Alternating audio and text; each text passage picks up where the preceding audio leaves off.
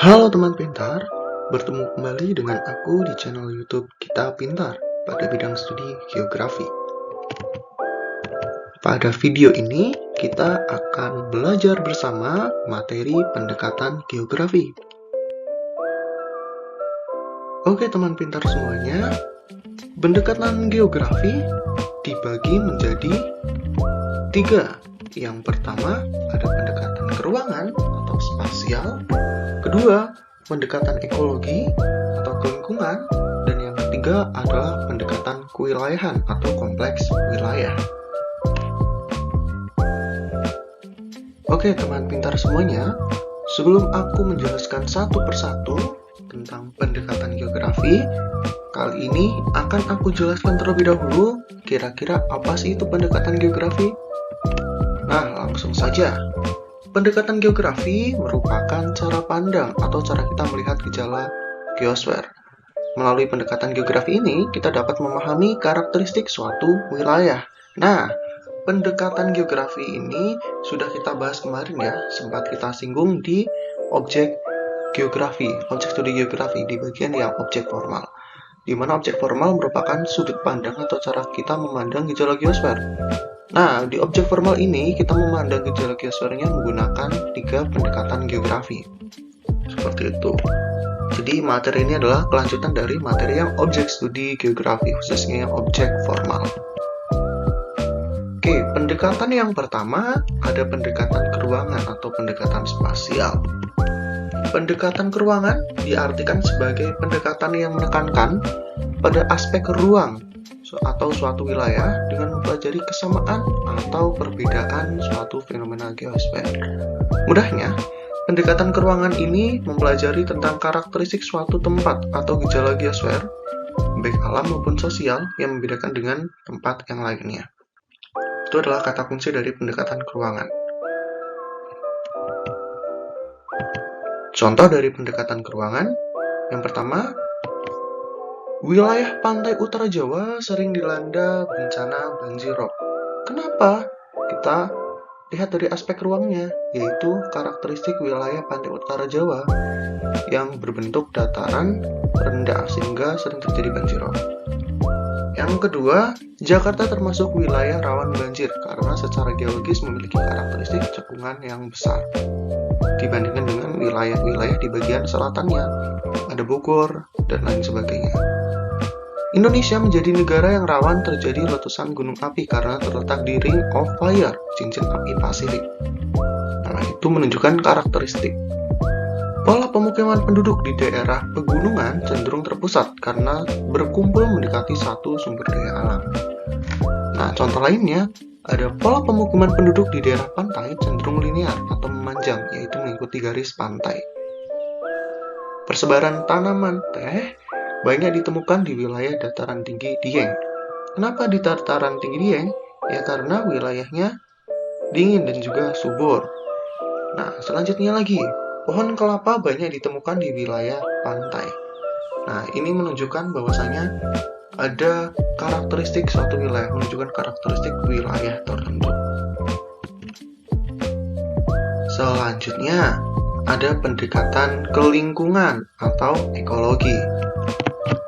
Kata kunci dari pendekatan ekologi ini merupakan hubungan timbal balik atau interaksi antara makhluk hidup dengan lingkungan alamnya. Nah, makhluk hidup di sini yang menjadi fokus utamanya adalah manusia. Aktivitas manusia terhadap alam.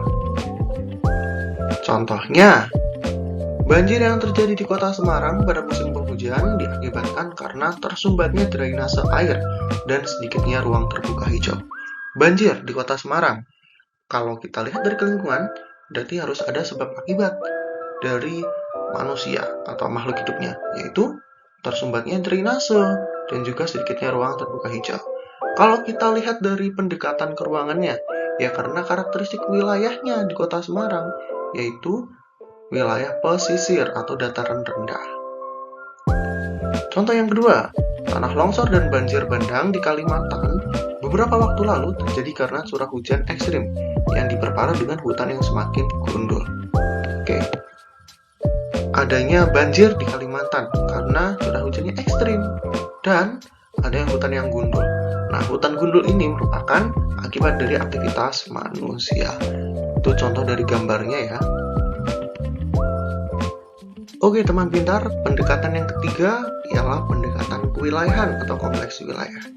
Karakteristik dari pendekatan kewilayahan merupakan gabungan dari pendekatan keruangan dan juga pendekatan ke lingkungan. Nah, pendekatan ini membahas tentang interaksi antara wilayah atau satu wilayah dengan wilayah lainnya dengan karakteristik yang berbeda-beda. Sehingga dapat dijabarkan bahwasanya masalah yang terjadi pada pendekatan ini itu sangat kompleks, masalahnya besar, dan mencakup wilayah yang luas, biasanya lebih dari satu wilayah. Pendekatan ini digunakan untuk mencari pangkal satu masalah, proses terjadinya, dan juga dampak yang ditimbulkan. Oke, untuk mempermudah, kita langsung saja masuk ke contoh penerapan dalam kehidupan sehari-harinya ya. Yang pertama, kebakaran hutan di Riau telah menyebabkan bencana asap yang melanda Singapura dan juga Malaysia. Nah, kalau kita lihat di sini, permasalahannya besar atau kecil? Sangat kompleks, yaitu tentang kebakaran hutan. Yang akhirnya menyebabkan asap, bencana asap yang sangat besar. Nah, terjadinya di mana? Terjadinya di Riau, tetapi menimbulkan bencananya sampai ke daerah-daerah lain, bahkan sampai ke mancanegara, yaitu Singapura dan juga Malaysia. Contoh yang kedua, banjir yang terjadi di Jakarta merupakan banjir kiriman dari wilayah Bogor. Hal ini disebabkan banyak terjadi alih fungsi lahan di das atau daerah aliran sungai Ciliwung dari wilayah hulu atau wilayah paling atas yaitu Bogor dan wilayah tengah yaitu Depok dan wilayah hilir yaitu Jakarta. Nah, permasalahannya kompleks karena banjir yang terjadi di Jakarta tidak hanya diakibatkan hujan besar di Jakarta saja, tetapi akibat hujan besar dan juga alih fungsi lahan, alih fungsi hutan-hutan yang digundul dan lain sebagainya di wilayah-wilayah lainnya. Contoh contoh penerapan yang ketiga yaitu adalah pertumbuhan penduduk yang sangat tinggi di Jakarta menyebabkan terbentuknya kawasan megapolitan. Sehingga hampir seluruh aktivitas industri dan perekonomian berada di Jakarta yang mengakibatkan overpopulation dan juga kemacetan yang parah. Nah, ini sangat kompleks. Jakarta ini menjadi kota yang megapolitan, kota yang sangat besar. Sehingga semua aktivitas industri berkumpul di daerah tersebut. Nah, karena aktivitas industrinya di daerah tersebut sehingga banyak orang dari daerah lain seperti Depok, Bogor yang akhirnya datang ke Jakarta. Nah, untuk menetap maupun secara mobile ya, bolak-balik setiap harinya. Tetapi aktivitas ini akan mengakibatkan overpopulasi dan juga kemacetan yang parah. Nah, seperti itu. Jadi permasalahannya kompleks dan biasanya diakibatkan lebih dari satu daerah. Itu adalah pendekatan kewilayahan. Bagaimana teman pintar? Sudah paham kan? Oke, bagus.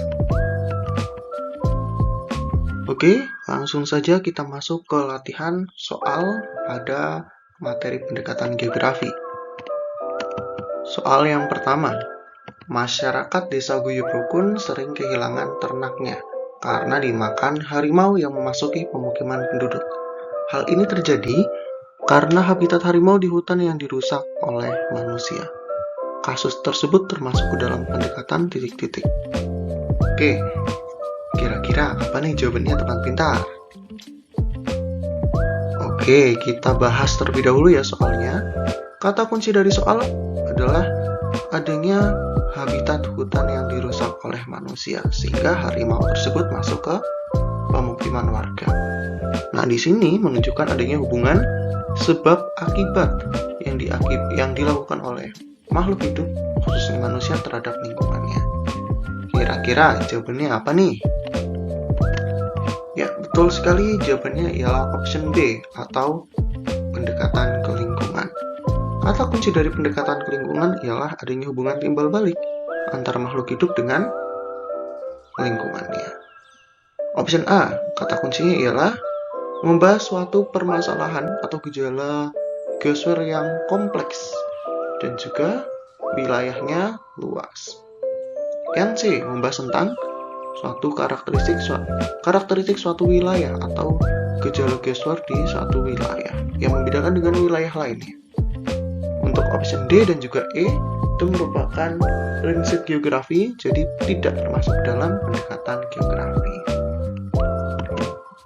Oke, selanjutnya ialah soal nomor 2. Untuk soal nomor 2 dan seterusnya tidak akan aku bahas di sini, jawabannya silakan teman pintar bisa tulis soalnya, kemudian dikerjakan secara mandiri di buku tulis masing-masing.